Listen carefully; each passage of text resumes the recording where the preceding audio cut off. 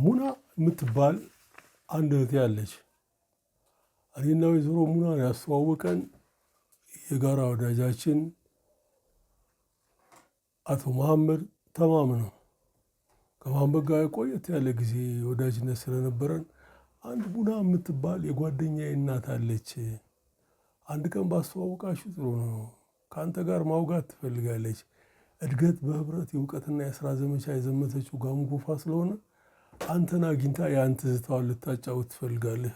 ብታገኝኝ ደስ ይለኛል እና አንድ ቀን እንቀጣጠራለን አልኩት። ሌላ ደግሞ የምትፈልግህ የእኔ ጓደኛ የእሷ ልጅ እንደኔው ፓኪስታን የተማረው የመጀመሪያ ዲግሪውን፣ ከዛ ግን አሁን ዩናይትድ ስቴትስ ነው ሄደው። ከዛ በኋላ ከእናቱ ጋር ያለኝ ዝምድና ቀጠለ። 2 ወንድ ልጆች ናቸው ያሏት። ሁለቱም ራሳቸውን ችለው ከቤት ወጥተዋል። የተማሩበት መጽሐፍት ግን ቤቱን አጨናንቆታል፣ አንዱን ክፍል ይዞታል። ስለዚህም ለአንተ ልትሰጥህና አንተንም ለሚያነብ ብትሰጥ ምን ይመስላል ሲለኝ ደስታውን አልችለውም። ለእንዶ ሰጠዋለሁ። እንዳለ ጌታ ከበደ አለው ዛጎል መጽሐፍ ባንክ ይቀበላል። ከዛ በኋላ ለሚያገባው ይሰጣል። እንዳውም በቃ በኢንጂነሪንግ ዘርፍ ከሆነ ለዩኒቨርሲቲ ምናምን እንሰጠዋለን። አምጦ አልኩት። ይዞት መጣ። አንድ ጊዜ ወደ 2 ኩንታል ይሆናል። ያንን ያስኩና ለእንዶ ሰጠሁት። ስሰጠውም አስጠንቅቄን የሰጠሁት ይህን ለዩኒቨርሲቲ ሰጠው አልኩት። ለነገሩ ማሳሰብ ካልሆነ እንዳለን ማስጠንቀቅም አያስፈልግም። ያውቀዋል የትኛው መጽሐፍ ለየትኛው እንደሚሆን። እሺ ያለ መጽሐፉ ተበተነ። እኔና ወይዘሮ ሙና ቁጭ ብለን እሷም የዘመተችበትን እኔም የዘር ሐረግ የመመዘዣውን ምድር ወግን ብዙ ጊዜ ፈጀ ሳይሞላልና ባለፈው ረመዳን ላይ አንዱን ቀን መሐመድ ሞላለትና ተያይዘን ሄድን እና ጥሩ ጊዜ አሳለፍን። እሷም ጾም ላይ ስለነበረች ትዝታዋን አወጋችኝ። በአጋጣሚ ታነሳልኝ የነበረን ሀገር ደጋግሜ ሄጄበታለሁ። ዛራ የሚባል አካባቢ ነው። ከጨንቻ ማዶ ያለ ምድር ነው። አወራኋት፣ ትዝታዋን አወጋችኝ። ጥሩ ጊዜ አሳልፈን ተለያየን። ሙና በቅርብ ዩናይትድ ስቴትስ ደርሳ ስትመለስ እነዚህን የመጽሐፍት እልባት ማድረጊያ ለዘነበ ያስፈልገዋል ብላ ገዝታ መጣችልኝ። እንግዲህ ከመጽሐፍ ጋር ያለኝን ፍቅር ስለምታውቅ ለእኔ ትልቅ ትርጉም አለው። እነዚህን ይዛልኝ መጣች። እያንዳንዷ ካርድ የራሷ መልእክት አላት፣ ደስ የሚል መልእክት አላትና በጣም ነው የወደድኩላት። አሁን እቺ አንድ መጽሐፍ እልባት ትሆናለች። ሌሎች 3 በዚህ መልክ የተጠረዙ ስላሉ ለ120 መጽሐፍ ንባቤ እልባት መሆኑ የሚችሉች ነው ይዛልኝ የመጣችው። እያንዳንዷ ካርድ ግን የራሷን የመጽሐፍት መልእክት አላት። አሁን እዚህ ጋር ላይፍ ኢዝ ቤተር ዊዝ ካት ኤንድ ቡክስ ነው የሚለው። ድንቅ ነው። ዘ ራይት ቡክ አት ዘ ራይት ታይም የሌላው መልእክት ነው። የስ ሪሊ አይ ዱ አይ ኒድ ኦል ዞስ ቡክስ እያለ ይቀጥላል። እና የማንበብ ፍላጎትን ለመቆርቆር የአሜሪካን የህትመት ሰራተኞች የሚጠቀሙበት ጥበብ ነው። ሌላው እንዲሁ የቁልፍ መያዣ የመጽሐፍት መልእክት ያለባቸው ናቸው። በቃ አሁን እዚህ ጋር ምን ይላል? ኢፍ አይ ካንኖት ቴክ ማይ ቡክስ አም ኖት ጎይንግ ይላል። እንግዲህ አብሬያችሁ መዋብ ካለብኝ መጽሐፍት መያዝ አለብኝ። እንዲህ አይነት ነገር የአንባቢውን ፍላጎት ለመኮርኮር፣ ስሜቱን ለማነሳሳት፣ ሲዘናጋም ተመልሶ ወደዛ ለማምጣት እጅግ በጣም ያስፈልጋል እና አሜሪካኖች ነቅተው ነው የሚሰሩት። ምንም ጥርጥር በሌለው ሁኔታ ከአሜሪካን ሕግና ደንብ ከማከብረውና ከምወደው ሺህ ጊዜም ያወራሁት ወረቀትን መቅረጥ እውቀትን መቅረጥ ነው ይላሉና አቅም በፈቀደ መጠን እውቀትን ላለመቅረጥ ሰው በተለያየ አቅጣጫ ተምሮ ራሱን እንዲያበቃ የሚያደርጉት ጥረት ስላለ አደንቃለሁም አከብራለሁም። እና አሁን ይሄ ለእኔ ልዩ የሆነ ስጦታ ነው። በጣም ነው የወደድኩት። የሙናን ስጦታ እጅግ በጣም አመስግኜን የተቀበልኳት ነው። ብትችል ግን ደስ የሚለኝ አንጀቴ ቅቤ ይጠጣ የነበረው ራሷ ዩናይትድ ስቴትስን በኬሻ ጠቅለል አርጋ ብታመጣልኝ ግልቅል ነበር። ምክንያቱም ኬሻውን ስገልጠው ሁሉ ነገር ሁሉ በእጅ ሁሉ በደጅ ሆነ ማለት ነው። እዛው ነው ዶላሩ ያለው። እንግዲህ ልብ አድርጉልኝ፣ የዓለምን ገንዘብ ሁሉ ሲሸቅብ የሚኖር ዶላር እዛ አለ። ሳወጣው ቁና ሙሉ ብር ዘረዝርበታለሁ። የፈለኩትን ነገር አደርጋለሁና ሁለተኛ ሙና ስትሄድ ግን አደራ ምላት ራሷ ዩናይትድ ስቴትስን በኪሻ ጠቅለል አርጋ እንድታመጣልኝ ነው።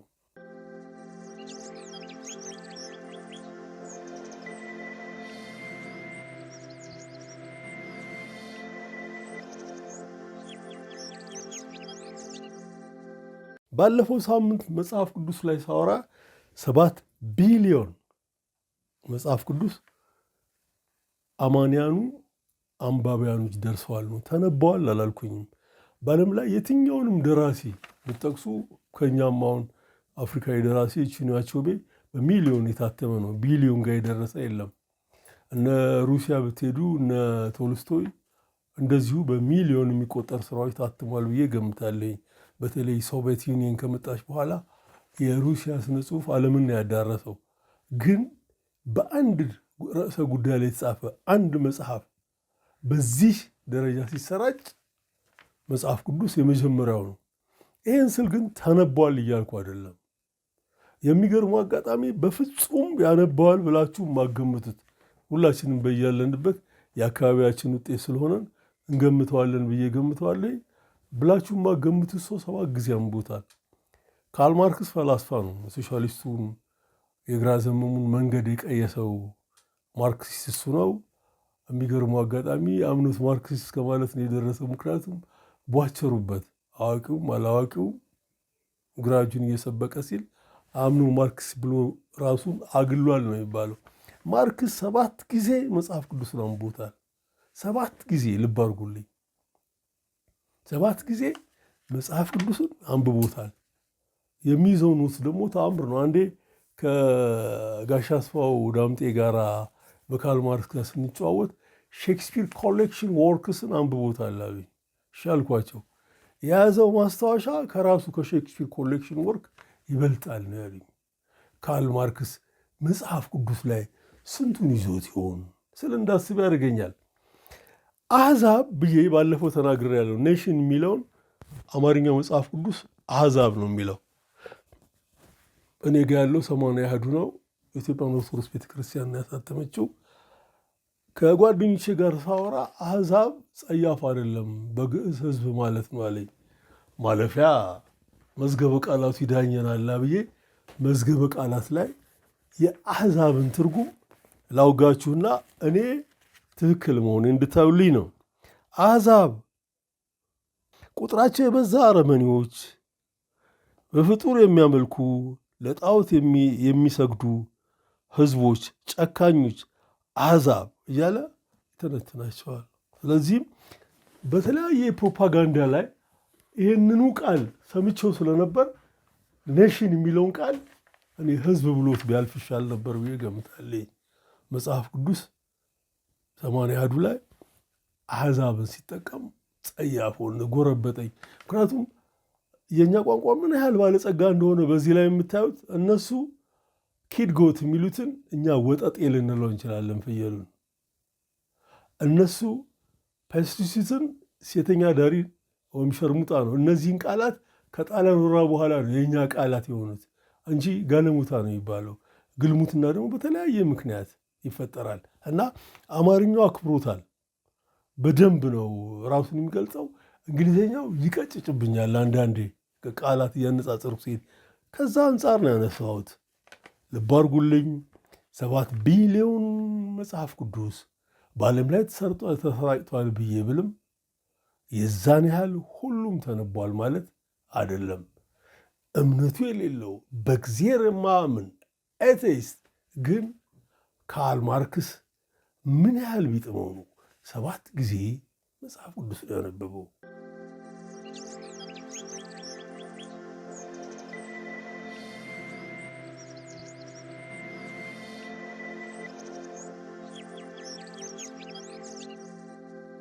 ዓለማችንን ይዋት። ይህ ዘመን በመረጃ ቁንጣን የምናልቅበት ዘመንም ልንለው እንችላለን። ይደራረባሉ። ስለዚህም በጉልህ የሚታይ የሚያስፈራን ጉዳይ እንኳን ልብ ብለን ሳናየው ያልፋል። ልብ ብላችሁ አይታችሁ እንደውም በዓለም ላይ በአሁኑ ሰዓት ኃይለኛ ማዕበል፣ የጎርፍ መጥለቅለቅ፣ የመሬት መናድ፣ ርዕደ መሬት ዓለምን እያጠቃት ነው። ስራ ብዬ የተከታተልኩትን እዚህ ጋር ላቅርብ። ሰሜን አሜሪካ ውስጥ ብቻ ዩናይትድ ስቴትስ፣ ፍሎሪዳ፣ ኒውዮርክ፣ አርካንሳስ፣ ኦሃዋይ እነዚህ በማስታወሻ ያዝኳቸው ናቸው። ከዛም በኋላ ሌሎች ስቴቶች በማዕበል መመታት፣ በጎርፍ መጥለቅለቅ፣ እሳት እንዲህ አይነት ችግሮች ተከስተውባቸዋል። ቻይና፣ ስፔን፣ ቱርክ፣ ህንድ፣ ፊሊፒንስ፣ ቡልጋሪያ ከግማሽ በላይ ግማሽ ያህል የሀገሪቱን ምድር ጎርፍ አጥለቅልቆታል። ፊሊፒንስ ርዕደ መሬት አስደንጋጭ በሆነ ሁኔታ መቷታል። ሳውዲ አረቢያ ጎርፍ መቷታል። ሶሪያ በእንቅርት ላይ ጆሮ ደግፍ እንዲሉ በዛ ድህነት በዛ ጦርነት ባደቀቃት ሁኔታ ውስጥ እንደገና ጎርፍ ተጠቅልሎ ድራሿን አጥፍቶታል። ከአፍሪካችን ደቡብ አፍሪካንና አልጄሪያን እንዳልነበረ አድርጓቸዋል። ዓለም ምን እየሆነች ነው? እዩት። አያስፈራም? ለምን ስንልስ አንጠይቅም?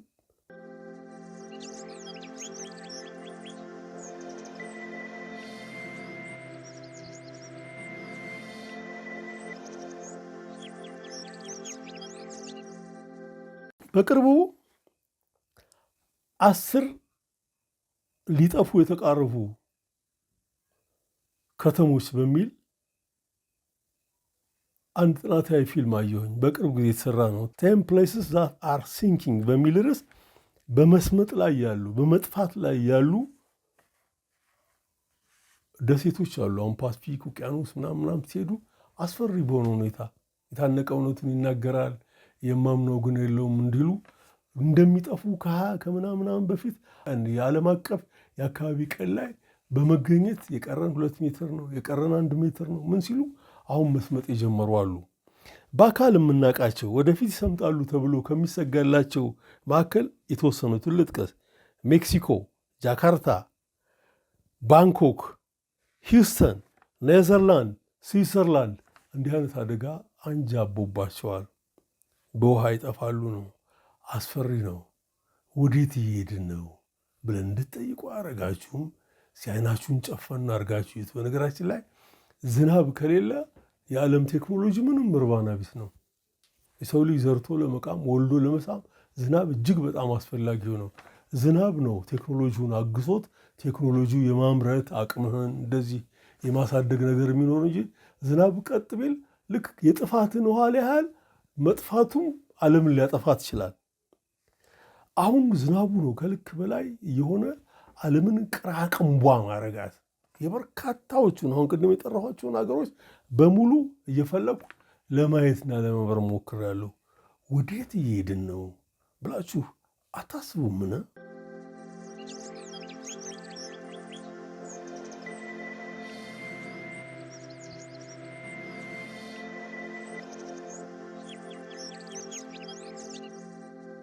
ምናልባትም ከ15 ዓመታት በፊት ጃፓን ላይ ኃይለኛ ርዕደ መሬት ተከስቶ ነበረ። አስደንጋጭ ነበር። በሺዎች የሚቆጠሩ ጃፓናውያን ለህልፈት ተዳርገዋል። በዚህም ላይ ይህን ፊልም ብለው ሰሩት። ዘ ዴይ ዛት ኦልሞስት ኢንድ ኦፍ ዘ ወርልድ፣ የዓለም ምጽአት ቀን ደረሰን፣ አለበለዚያስ የዓለም የመጨረሻው ነው በሚል ርዕስ የተሰራውን አየሁኝ። ወደ ቅራቅንቦነት ወደ ኮተትነት ያን ሁሉ ስልጣኔ። አሁን ጃፓን ውስጥ በጣም ጥንቁቆች ስለሆኑ ህይወትን የሚያስተምሩት ልጆቻቸውን የሚያስተምሩት ወደፊት ይመጣል ብለው የሚያስቡትን አደጋ ከልጅነትም ነው ልጆችን የሚያስተምሩት።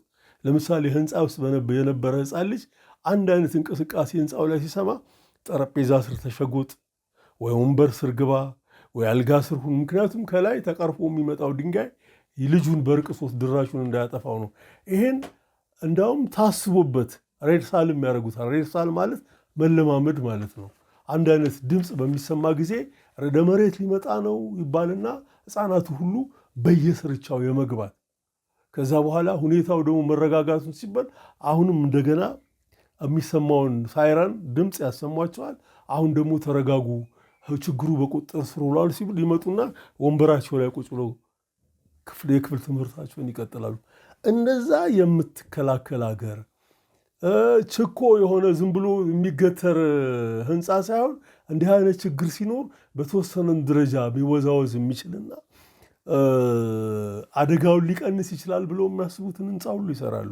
ይሄን ሁሉ እያደረጉ ግን አሁንም ርዕደ መሬት ሀሳራቸውን እያሳያቸው ነው። ምድር እንደ ብረት ምጣድ የጋለችው ደግሞ ዱባይ ላይ ነው። ዱባይ ቀለጠ ነው የሚለው። ዱባይ ኢሜልት ብሎ ነው የሰሩበት ፕሮግራም 65 ዲግሪ ሴንቲግሬድ 65 ዲግሪ ሴንቲግሬድ ምናልባት አካላችን ሰው ከሆነ ያቀልጠዋል። በዚህ ሰዓት የሰው ልጅ የሆነ ጥላ ላይ መሆን አለበት፣ ስቃዩ እንዳለ ሆኖ ወይ ኤር ኮንዲሽን ያለበት ቦታ ላይ ከሆነ ሊቋቋሙ ይችላል። ፀሐይ ካገኘው ግን አስቸጋሪ ነው የሚሆነው። እንዲህ አይነት ሁኔታ ውስጥ ናት ዓለም ያለችው። ለምን ለምን ለምን ብለን አንጠይቅም? የሰው ልጅ ግብግብናው በጣም ስር የሰደደ ነው። ለማዕድን ፍላጎት፣ ለነዳጅ ፍለጋ፣ ለወርቅ፣ ለአልማዝ፣ ለዚንክ በስም ለማናቃቸው አያሌ ማዕድናት ፍለጋ ምድርን ያልቦረቦሩበት ያቦጠቦጡበት አሳሯን ያላሳዩ ቦታ የለም። ስለዚህም ሁኔታዎቹ ይቀያየራሉ። ኦዞን ይሻሳል፣ በረዶዎች ይቀልጣሉ። ቅድም ያልናቸው ችግሮች እየመጡ የሰው ልጅ አሳሩን ያሳዩታል። እናም የቱ ጋ ነው የሰው ልጅ በቃኝ የሚለው? ይህም በተመለከተ ዩናይትድ ስቴትስ ውስጥ ተወካዮች ምክር ቤት ውስጥ አንስተው ተነጋግረውበት ነበር። እንዲህ ተባባሉ።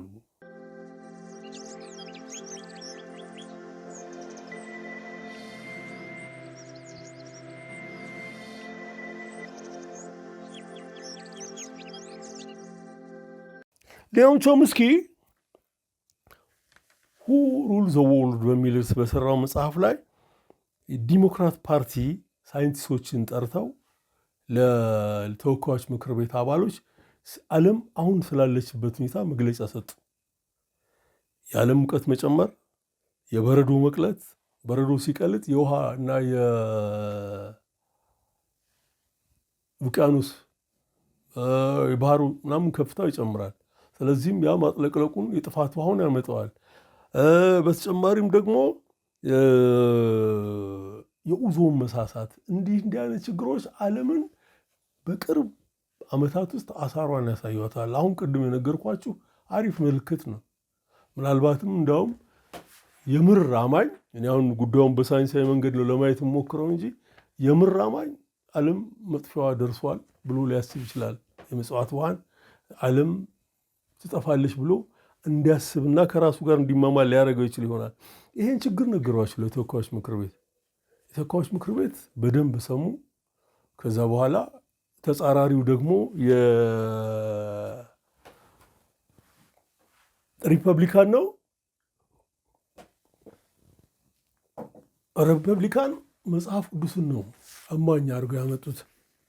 መጽሐፍ ቅዱስ ኦሪት ዘፍጥረት ምዕራፍ 9 ከ8 እስከ 16 ያለውን የሪፐብሊካን ፓርቲ ተወካይ ለጉባኤው ልክ ሳይንቲስቶቹ እንዳቀረቡት ለጉባኤው ይህንን ቃል አነበበላቸው። እግዚአብሔርም ለኖኅ ልጆች እንዲህ ብሎ ተናገረ። እኔም እነሆ ቃል ኪዳን ከእናንተ ጋር የሚወጣበት ከዘራችሁም ጋር እቆማለሁ፣ ከእናንተም ጋር ላሉትም ሕያዋን ነፍስ ላላቸው ሁሉ ከእናንተም ጋር ከመርከብ ለወጡ ለወፎቹም፣ ለእንስሳቱም፣ ለዱር አራዊቱም ሁሉ ለማንኛችሁም በምድር ሰራዊት ሁሉ ይሆናል።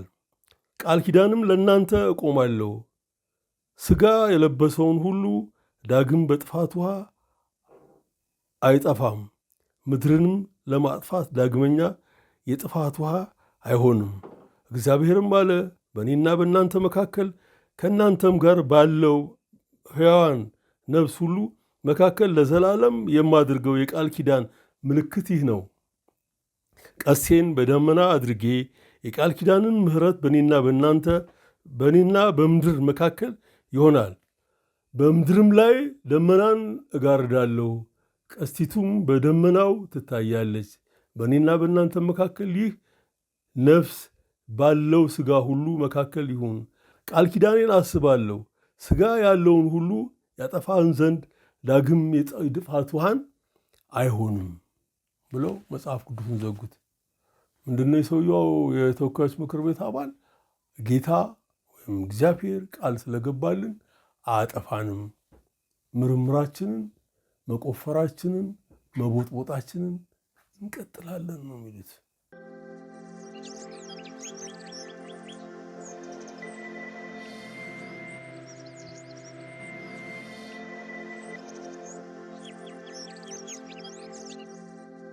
እዚህ ጋር ልብ ብለን እናስተውል። እዚህ ጋር ልብ ብለን እንድናስተውል የምፈልገው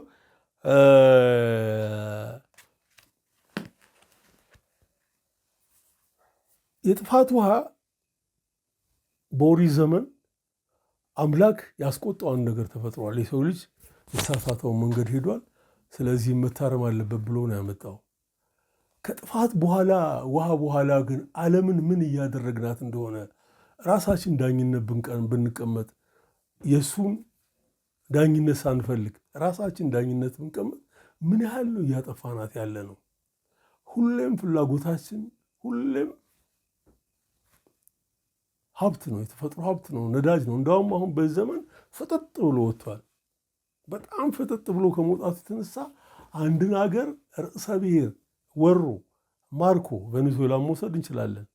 ከዛ በኋላ ነዳጁን ጫንልኝ ነው ቃል በቃል ያለው ዶናልድ ትራምፕ። እንዲህ ስንል አያሌ የሰው ልጅ ፍጥጥ ባለ ሁኔታ የተፈጥሮ ሀብቱን ነው የሚፈልገው። ድሮ ያጋጭ ያነታርክ የነበረው ርዕዮተ ዓለም ነበር ይመስለን አይደለም። አሁን የተፈጥሮ ሀብት ነው። እንዲህም ሉዓላዊ አገር ተደፍሮ መሪያቸው ታፍኖ ዩናይትድ ስቴትስ ገብቶ አንድ ሀገር እንኳን ለምን ብሎ አላለም። አቅም ያላቸው ራሳቸውን መከላከል የሚችሉ ሀገሮች ሁሉ ዝምታን የሚመረጡት። በአንድ ወገን በእኛ ተረትና አባባል ፈስ ያለበት ዝላ አይችልም እንዲሉት ነው። ምክንያቱም አይደለም መንግስት ሆነን ግለሰብም ሆኖ የየራሳችን ድክመት አለን። ስለዚህም አላስፈላጊ ጣጣ እጠራለሁ በሚል ዩናይትድ ኔሽን እንኳን ቃል አልተናገረም። ከዚህ በኋላ ዓለም ስለ ዲሞክራሲ፣ ስለ ሰብአዊ መብት፣ ስለምንስ የማውራት አቅምና ጉልበት አላት ወይ? ይህንን ሚዛን ላይ አስቀምጠን ሌላ መጽሐፍ ቅዱስ ውስጥ ከሚጠቀሱ ሀሳቦች አንዱን ላንሳ። የማቴዎስ ወንጌል ምዕራፍ 19 ከቁጥር 20 እስከ 26 ያለውን እኔ ኢየሱስም ለደቀ መዛሙርቱ እውነት እላችኋለሁ ለባለጸጋ ወደ መንግሥተ ሰማያት ከመግባት ጭንቅ ነው። ዳግመኛ እላችኋለሁ ባለጠጋ በእግዚአብሔር መንግሥት ከሚገባ ግመል በመርፌ ቀዳዳ እንዲገባ ይቀላል አለ። ደቀ መዛሙርቱም ሰምተውት እጅግ በጣም ተገረሙ ይልና ይቀጥላል። እውን ሀብትን ትተው በመርፌ ቀዳዳ መሽሎክን ይመርጣሉ? በመርፌ ቀዳዳ ዩናይትድ ስቴትስ ትሸልኳለች። ገንዘብ ነው፣ ሀብት ነው። የትሪሊየን አማውንት ኦፍ መኒ ነው የሚያስፈልገው፣ ያለማቋረጥ ነው። በነገራችን ላይ ጥረህ ግረህ ደግሞ ትወጣታለህ እንጂ በእንዲህ አይነት በረከት በእንዲህ አይነት ትልቅ ሀብትና ሲሳይ ባለበት ምድር ላይ ድሆችም አሉ። ዩናይትድ ስቴትስ ውስጥ በቅርብ ያገኘውን መረጃ 43 ሚሊዮን ከድህነት ወለል በታች የሚኖሩ አሜሪካኖች አሉ። በቆየ ንባብ ነው እንጂ ከ5 አሜሪካኖች አንዱ መሀይም ነው። ወደ 25 ሚሊዮን የሚጠጉ መሀይምናን እንዳሉ በቆየ ንባብ አንብቤያለሁኝ። ጥረህ መውጣት ቻልክ፣ ከቀዘቀጥክ ግን የራስህ ጉዳይ ነው። በተረፈ የገንዘብ ግብግብናህን ለመጨመር ስለ ገንዘብ ሳይወራ የሚውልበት ጊዜ የለም። አሁን የታወቁ ሰዎቻቸውን ምን ሲያመጡ ምን ያህል ብር እንዳላቸው፣ የሚኖሩበት ቤት፣ የሚኖሩት እኛ የክት ልብስ ነው አይደለም ምንለው፣ እነሱ የክት መኪና ሁሉ ያላቸው ናቸው። ምን ያህል በየቀኑ እንደሚያወጡ በተደጋጋሚ ነው የሚነግሩ። ትውልድ በቃ ገንዘብ የቱ ጋር ነው የሚገኘው? እንዴት ነው እኔ ደግሞ እንትን ብዬ ሚሊዮነር የምባል ነው እንጂ ሌላው አሜሪካኖችን ብዙ የሚያጓጓቸው አይመስልም። አውቃለሁኝ በጣም ዝነኝነት ይወዳሉ። ቢቻል በመልካም ባይሆንም በመጥፎም ቢሆን የሚፈሩት አይመስለኝም። ምክንያቱም የሆነ ቦታ ላይ እንደዚህ አይነት መሰንቀሩ ሲገቡበት አያለሁኝ። ያም ሆነ ይህ የሰው ልጅ ግብግብናው ስር የሰደደ ነው። ዓለም ትጠፋ ይሆን ወይስ የሰው ልጅ አውቆ ገብቶት ተነጋግሮ ያድናታል። ይህ በተደጋጋሚ እንዳስበው እያደረገኝ ነው። በነገራችን ላይ እርግጠኛ ሆኜ ልንገራችሁ፣ የሰው ልጅ ይችላል። በማስረጃ አላስደግፈው።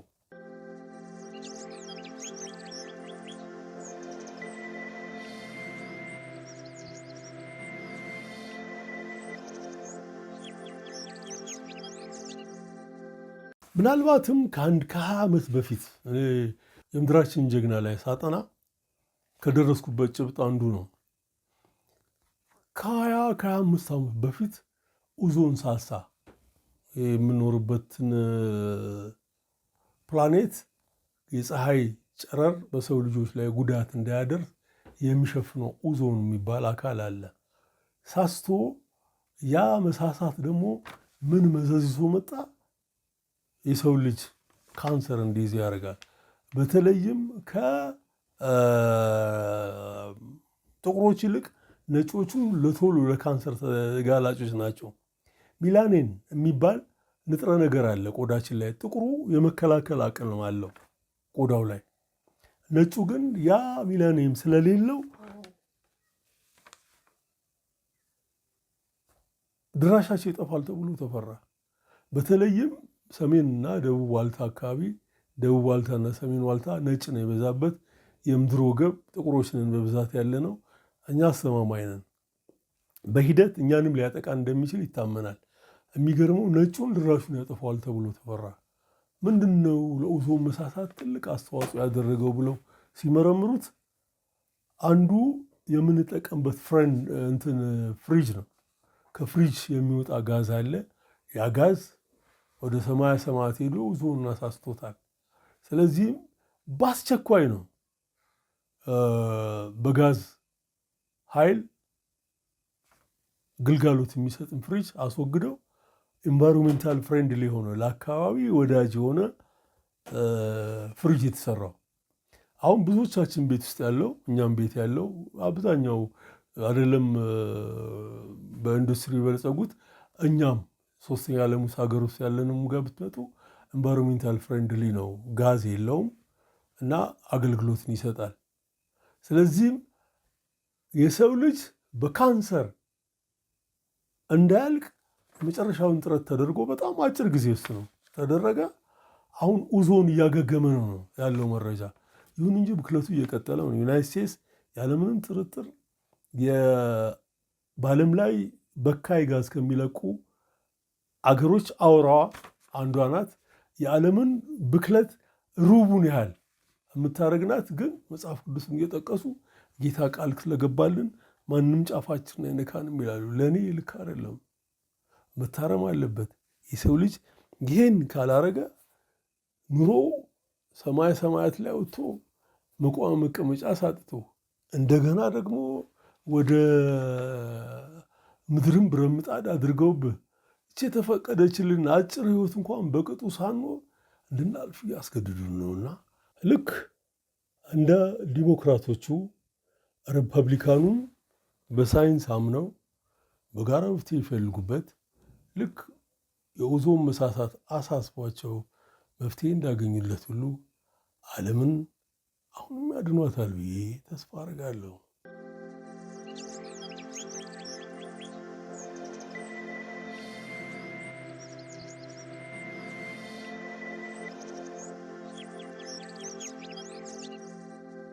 ጨዋታውን በኢማጂኔሽን እንጨርስ። ኢማጂኔሽን በሀሳብ መጥቀህ የምታመጣው ነው። አሁን ይህ ሀሳብ ሊያስፈራ ይችል ይሆናል። እኔ ግን የማምነው ምንድን ነው፣ 9 ሞት መጣ ቢሉ አንዱን ግባ በለው ነው። እንዲህ ከፍቶ ከመጣ መመታትና መጥፋት የማይቀር ነው። በአባባላችንም እኮ አለ እንደ ኮራ ሞተ፣ እንደተጀነነ ጠጅ ጠጣ ሲሉት ውሃ እየለመነ አይደለም የሚለው። ስለዚህ እነ ዓለም ባንክና IMF ዙሩን እያከረሩት ነው። የአብዛኛውን የዓለም መንግስታት ገንዘብ እርባና ቢስ እያደረጉት ነው፣ ወደ ገለባነት እየቀየሩት ነው።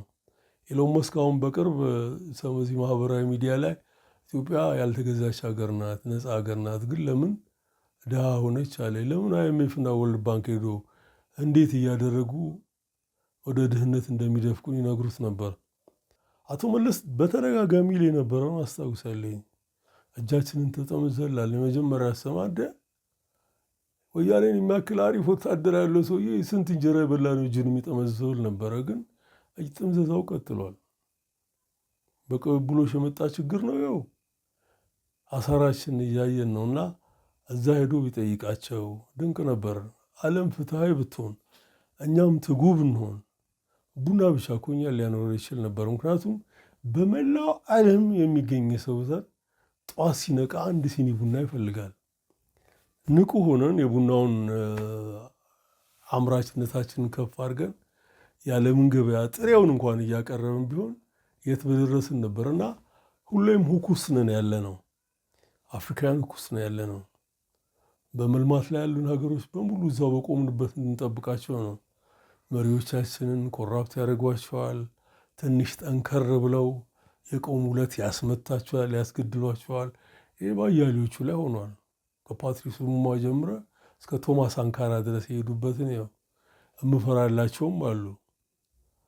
ስለዚህም ሳይወድ በግዱ አንድ አፍሪካዊ መሪ ኮራፕት ይሆናል። በወዱ እንዳስብ ያደርጉታል። የነ ሄንሪ ኪሲንጀር አጀንዳ አስፈጻሚ ያደርጉታል። እና ዓለም በጥፋቷ ብትመታና